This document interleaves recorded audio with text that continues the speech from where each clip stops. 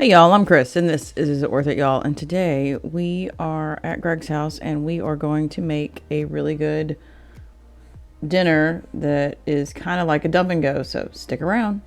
First, we added some stew beef that we had in the freezer that we need to get rid of, and we just added that to the crock pot. Then we came in with some diced tomatoes, a couple cans of that. There comes that second one. We layered in some salt and pepper just for good measure. You can see back there we got a ton of onions we need to process because we forgot they were down in Greg's basement. Whoops.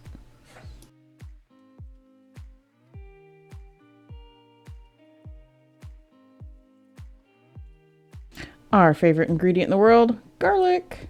We're going to add a heaping teaspoon because there's plenty of volume there.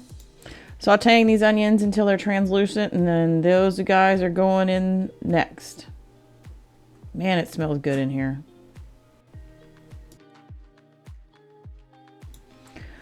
Looks really good. It's coming together. And at this point, I thought I had all the ingredients in, but I believe I forgot the barbecue sauce. That was the only other ingredient that was missing. Yeah, I thought I was done, and in we go with some barbecue sauce. Whoops. And we got a few dishes to do. Just a few. All right, time to throw that lid on here in just a second, and we will see you guys back here in about 6 hours.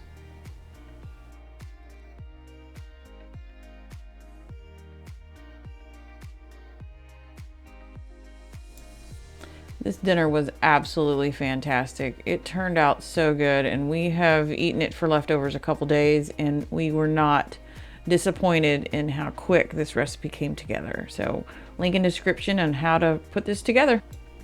Next on the list for this week is I made a spinach quiche, and we used an entire bag of spinach drained.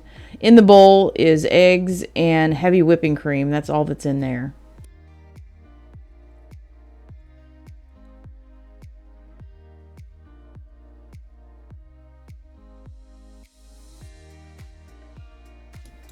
Next, we are adding some chicken thighs that I cooked up earlier in the week, and we're going to use those leftovers up and add it to the spinach quiche.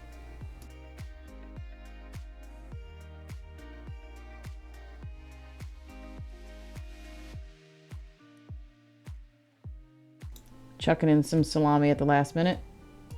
Jalapenos for some kick. We went ahead and threw in some cheese that was already pre-shredded and salt and pepper and stirred this up and got it into our pan. In the oven for about 350 for about 20-30 minutes. It turned out fantastic. So like, comment, and subscribe if you haven't already. And until we see you on the next dinner video, bye y'all.